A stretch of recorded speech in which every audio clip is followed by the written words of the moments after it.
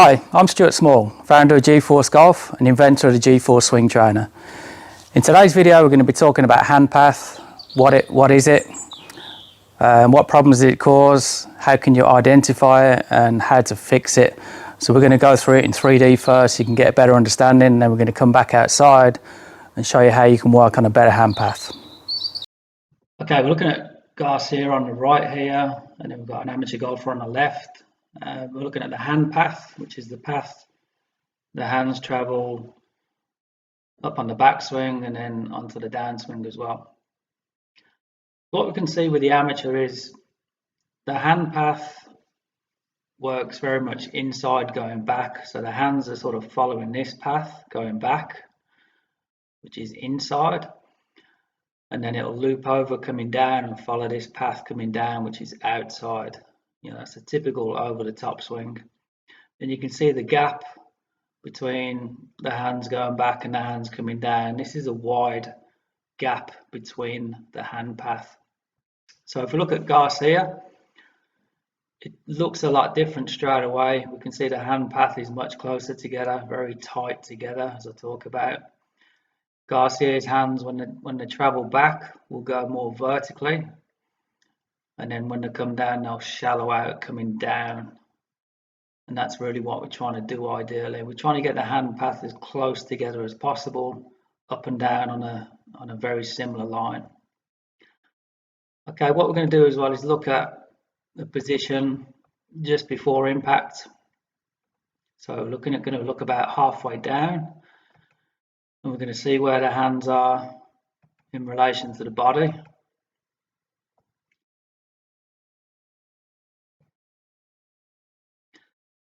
So when we look at the amateur golfer, we can see the hands are a long way from the body, big gap here. Like I've talked about the ice skater analogy, when the hands and arms further away from the body, the hip rotation will stall. You can see he's got no hip rotation, his hips are very square. We look at Garcia, we can see his hands are really close to his body, close to his right leg there. We can see a good hip turn there. We can see the left side of his butt cheek as he's coming through.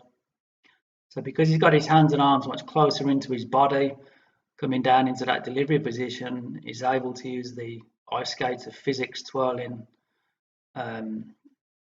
science to spin these hips naturally. You know, it's something that will happen more naturally when the hands and arms work away from the body here. Your hips are always going to stall. Okay, looking at the hand path from face on, so the amateur's going back wide and he's coming back down this narrower path coming down. But what we can see is on his narrower path coming down this yellow line, it's more curved.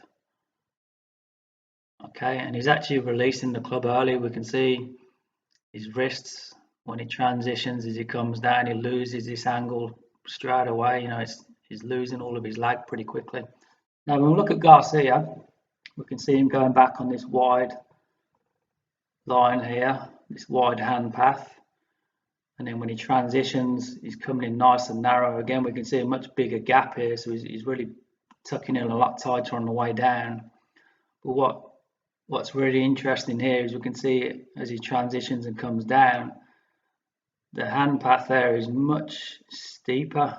It's less curved than the amateur golfer here. So, you know, he's sort of pulling that club down quite vertically there as he comes into the downswing.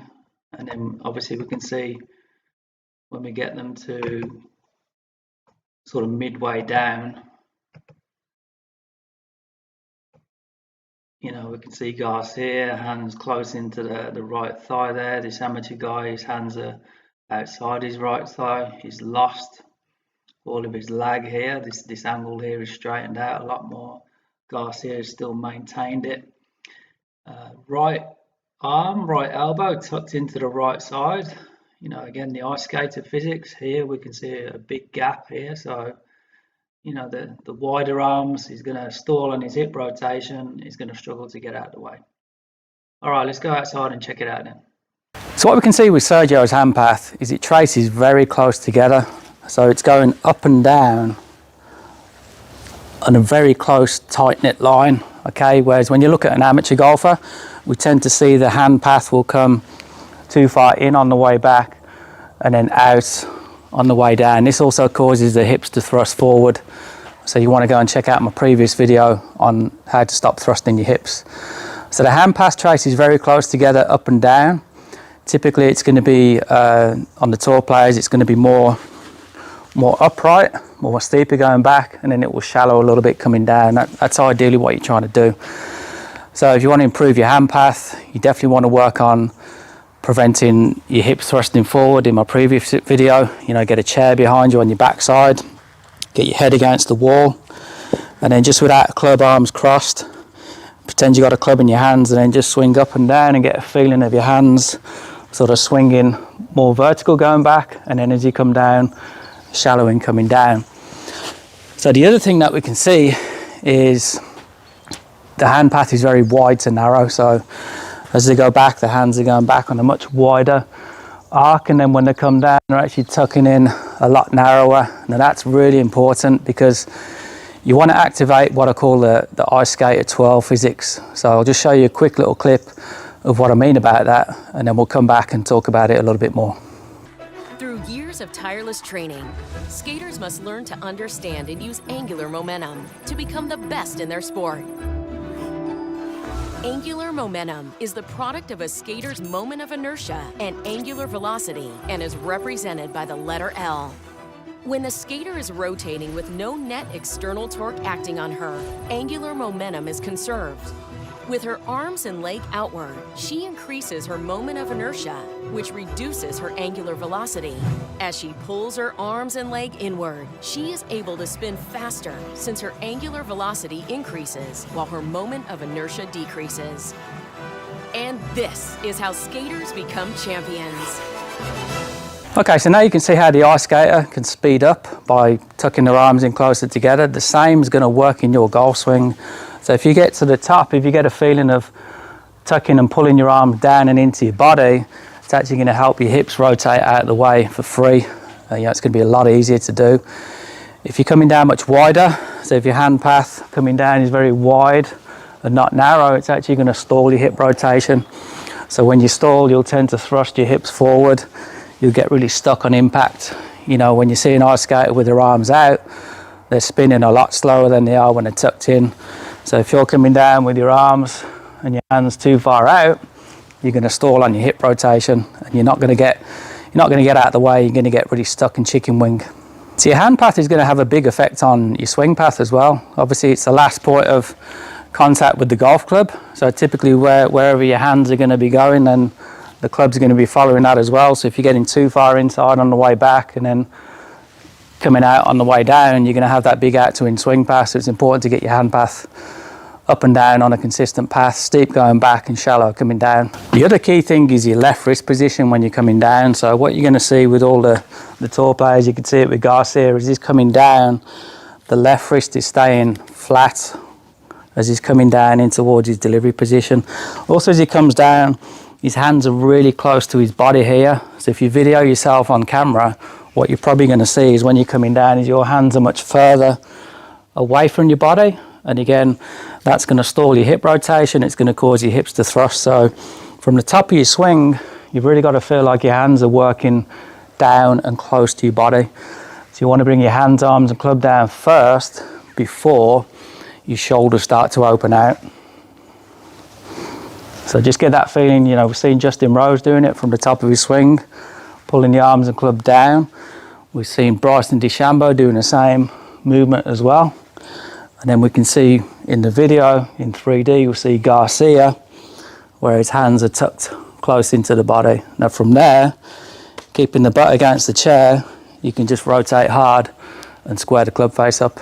So the best thing to do is video yourself, you know, get yourself an app, and then you can actually trace your hand path going back and through. So if you went through it stage by stage, you could put a little mark where your hand is, sort of halfway back, where it is when it gets to the top, where it is coming down. And you could sort of trace that hand path and see whether it's too much in to out or too much out to in. And then just try and, like I say, try and get the hand path really close together. You almost want to feel like it's going up and down, pretty much on the same line, but ideally it wants to go up a little bit steeper and then come down a little bit more shallower. So we're keeping the hands close to the body, and then you can turn into the ball.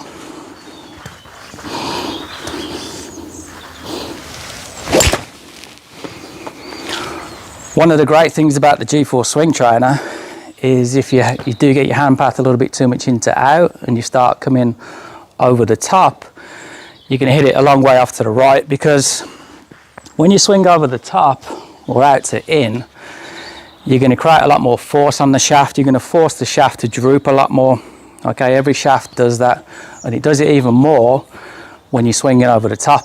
So what happens when the shaft droops, the face of the club will actually open and aim off to the right. So the great thing about these clubs, it's actually going to help you encourage it to come down a little bit more shallower. So if you follow my previous videos where I'm talking about the transition downswing move, getting the arms and club to move down first before your body opens out, that's going to help you shallow the club and get you into a much better delivery position. So from my setup, when I get to the top, I feel like my backside's against this imaginary chair here, and then my first move down, my hands and arms and club coming down first, staying in close to the body, and then really turning the hips out the way into the shot. So from that position I can turn hard, square the club face easily. Solid. So just to summarize the key points, we want the hand path. The path the hands are going to travel in the swing, more vertical going back, shallowing coming down, ideally, that's where you want to be. And then as you're coming down towards the delivery position, we want the hands close to the body here, not too far away. We want the hips open, so you're clearing a path for the club to come through. You want your butt against the imaginary chair. Go and see my previous video, how to prevent yourself from thrusting. And then from that position, you can turn hard and square the face up, okay? Also, you're going to unload the GForce shaft and encourage that face to square even more and release all the energy into the ball. The other thing as well, if you're coming down into a good delivery position here, much more shallower, there's going to be less droop on the shaft, okay? So you're going to hit the ball straight. If you come in over the top, okay, you create a lot more droop in the golf shaft, which opens the face, and you'll miss to the right. You know, that doesn't just happen in this shaft because it's so flexible, it happens in every other shaft, graphite, steel as well. It'll just happen a bit more in this particular shaft, so it'll help you identify if you are steep swinging out to in, because you'll hit the ball way off to the right. So as long as you can work on that first move down, make sure the back of the left wrist is flat, okay, make sure you feel like the hands are close to the body as you're getting halfway down, the hips are turned out the way, and then just turn hard from there.